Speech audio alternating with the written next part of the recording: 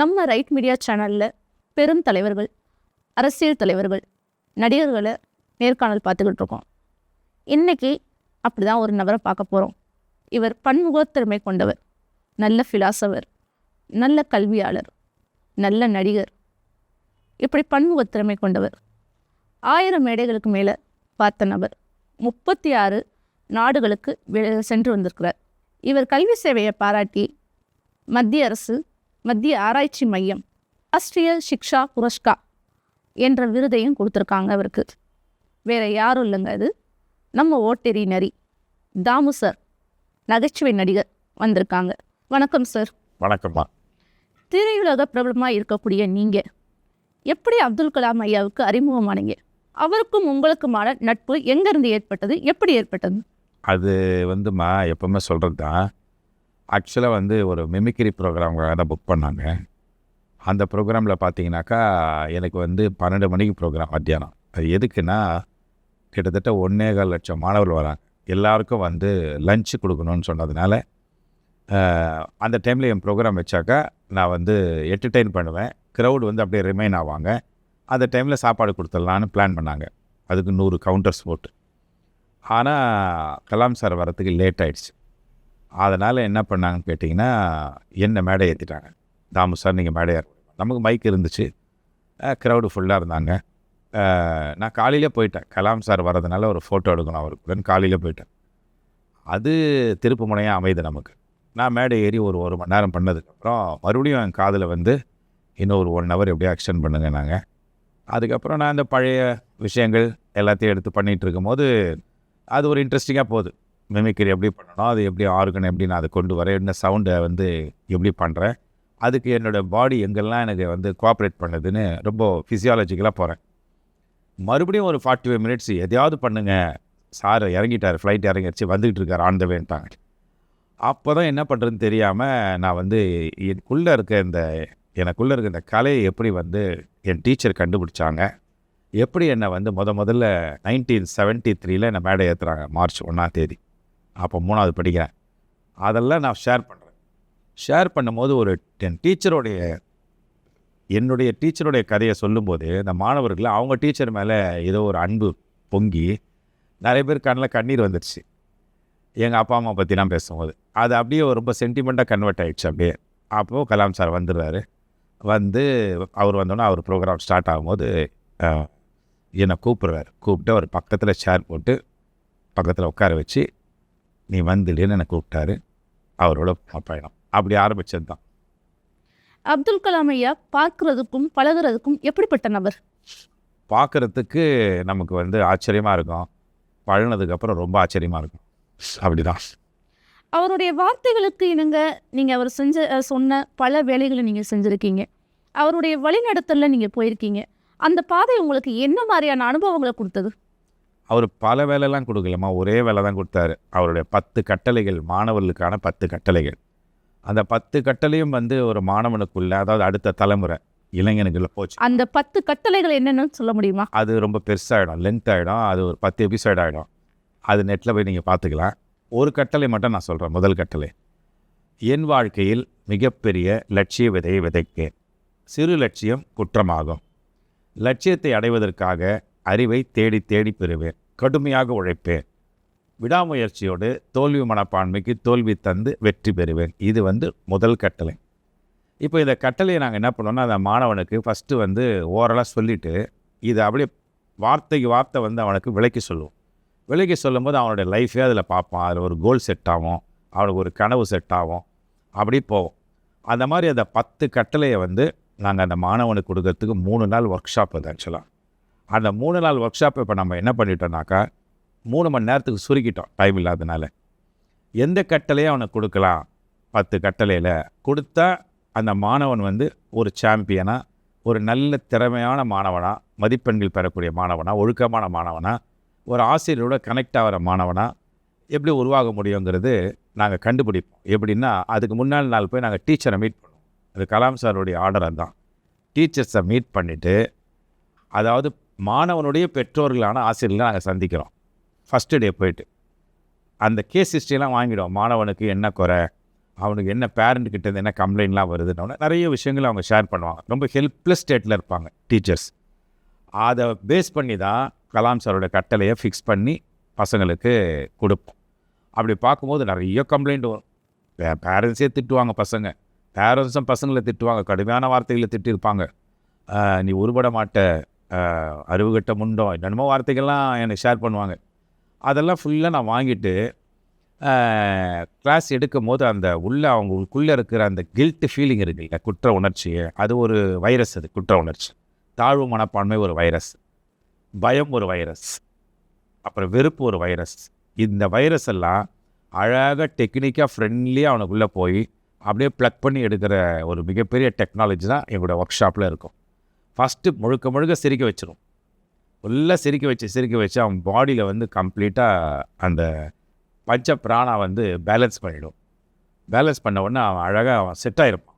அப்படியே தழுங்காத இருக்கும்போது மெதுவாக உள்ளே போய் அவனோட மைண்டில் போய் அவனை புரிய வைப்போம். அவன் யாருன்னு அவனுக்கு புரிய வைப்போம்.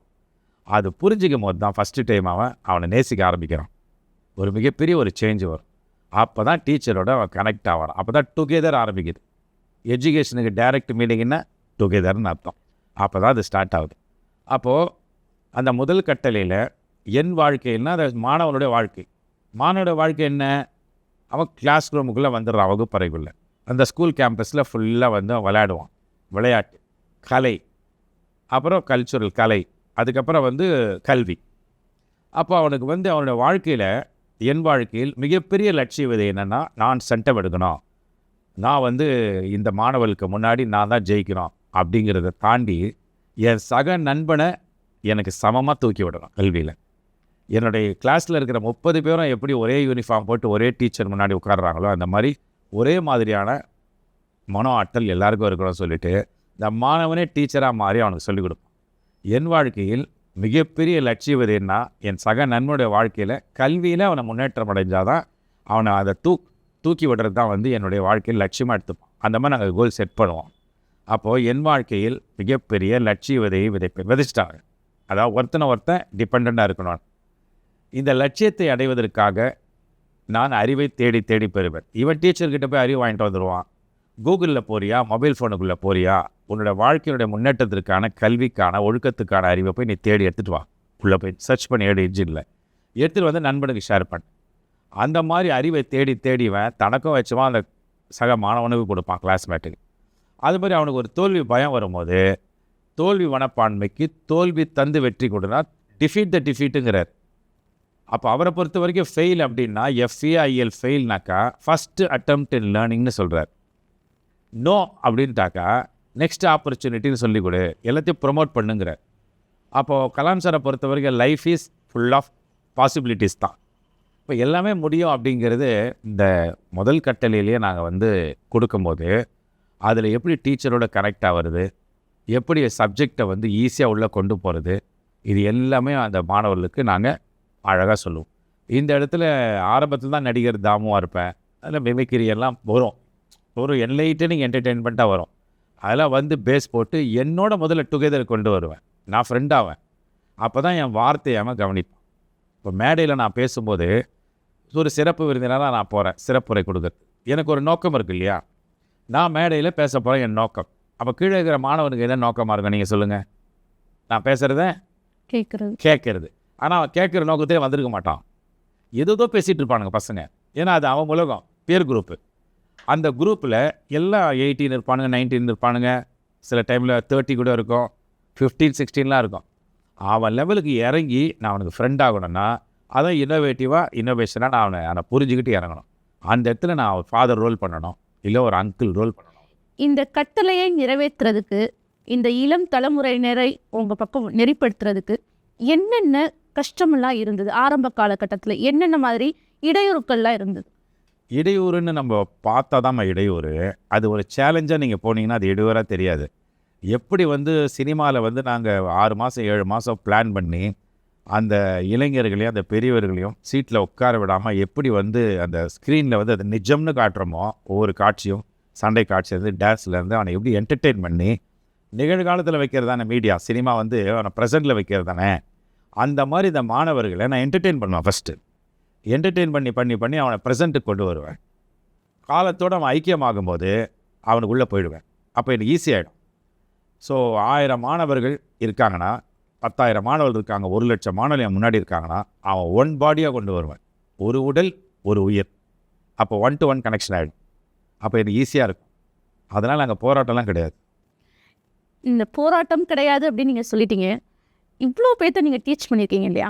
இதில் ஏதாவது ஒரு இடத்துல உங்கள் மனசை தொடுற மாதிரி, இன்னமும் நீங்கள் நினைவில் வச்சுருக்க மாதிரி யாராவது ஒருத்தர் செய்த ஏதாவது ஒரு செயலை நீங்கள் எங்களோட ஷேர் பண்ணிக்க முடியுமா? நிறைய இருக்குமா.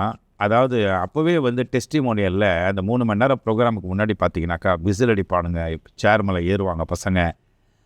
நான் இறங்க எதுவுமே சொல்ல மாட்டேன். பேச பேச பேச பேச அவன் ஆட்டோமேட்டிக்காக அடங்கிடுவான். எல்லாம் முடிஞ்சவொடனே அதில் ஒரு ரெட்டை வால் ஒருத்தர் இருப்பான். நான் அவனை ஐ டு ஐ வாட்ச் பண்ணிக்கிட்டே இருப்பேன். அடிக்கடி ஃபோக்கஸ் பண்ணி நான் நடந்துக்கிட்டே தான் பேசுவேன்.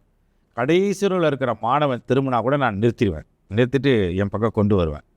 அப்படி போகும்போது ப்ரோக்ராம் முடிஞ்சதுக்கப்புறம் எந்த பையன் ரெட்டை வாழுத்தனமாக அந்த கீழே உட்காந்துட்டு டிஸ்டர்ப் பண்ணிகிட்டு இருந்தானோ அவன் தான் ஃபஸ்ட்டு மேடைக்கு ஏறி அவன் நடந்தது அத்தனையும் சொல்லுவான். நான் ஆரம்பத்தில் எப்படி உட்காந்தேன், ஏதோ ஒரு நடிகர் வராருன்னு உட்காந்தேன். ஆனால் சார் பேச பேச பேச என்ன தான் இவர் பண்ணிடுவார், ஒரு பெரிய பேச்சாளர்னால இந்த இடத்துல நான் தான் ஹீரோ அப்படிங்கிற மாதிரி அவன் பண்ணுவான். ஏன்னா அவன் அந்த ஸ்கூலில் அப்படி ஒரு ஹீரோவாக இருப்பான். அவனை சுற்றி ஒரு 5 பேர் என்கரேஜ் பண்ணியிருப்பாங்க. அந்த லேபிளுக்காக அதை பண்ணுவான். ஏன்னா நானே அதை பண்ணவன் இல்லை ஸ்கூலில். அவனுக்குள்ளே நான் என்னை பார்ப்பேன். எப்படி என் டீச்சர் என்னை தட்டி தூக்குனாங்களோ அது எனக்கு ஞாபகத்துக்கு வரும். அப்போ நான் பார்க்கும்போது என் மேலே எனக்கு நம்பிக்கை இருக்குது, அந்த மாணவனை சைலண்ட் பண்ண முடியும். அப்போது அது வந்து என்னென்னா பிலீஃப் ஆன் ஒன் செல்ஃப். என் மேலே எனக்கு நம்பிக்கை இருக்கலாம். என்னுடைய டீச்சிங் மேலே, என்னுடைய அந்த மோட்டிவேஷன் மேலே எனக்கு நம்பிக்கை இருக்கணும். கடவுள் மேலே நம்பிக்கை இருக்கணும். அந்த மாணவன் மேலே நம்பிக்கை இருக்கணும். நிச்சயமாக அவன் கொஞ்சம் நேரத்தில் சைலண்ட் ஆகிடுவானு. அப்போ நம்ம தாட்டு போய் அவனுக்கு வேலை செஞ்சு அழகாக சைலண்ட் பண்ணி அப்படி உட்காருவான். அதுக்கப்புறம் அவன் யாருமே அவனை டிஸ்டர்ப் பண்ணாமல் பார்த்துப்பான். டிஸ்டர்ப் பண்ணுறவங்களையும் அவன் வந்து அவாய்ட் பண்ணுவான். அப்படி ஃபோக்கஸ் ஆகி என்னோட வந்துடுவான். இப்போ ஒரு நூல் ஆகிடும், 1-to-1 கனெக்ஷன். அப்போ நான் ஈஸியாக அவனுக்குள்ளே போய் டோரை ஓப்பன் பண்ணுவேன். அவன் மேடைக்கு வந்து பேசுவான் அதே மாணவன். அப்போ சொல்லுவான், நான் ரொம்ப கலாட்டா பண்ணவன் தான் இருந்தேன், நான் இப்படிலாம் உட்காந்தே இருக்க மாட்டேன், எனக்கு ரொம்ப ஆச்சரியமாக இருக்குது. ஸோ எனக்குள்ளே ஒரு சேஞ்ச் வந்திருக்குன்னா அது தாமு சார் தான் காரணம். நான் உடனே கலாம் சாருக்கு தான் காரணம். நான் உள்ளுக்குள்ளே அப்படியே அவருக்கு தேங்க் பண்ணிக்கிட்டே இருப்பேன். ஏன்னா அந்த ஒர்க் ஷாப் வந்து ஆப்ரேட் பண்ணுறது அவர் தான். ஸோ அந்த மாதிரி சக்ஸஸ் ஃபார்முலா தான் எனக்கு நிலைக்கும், அங்கே நடக்கும்.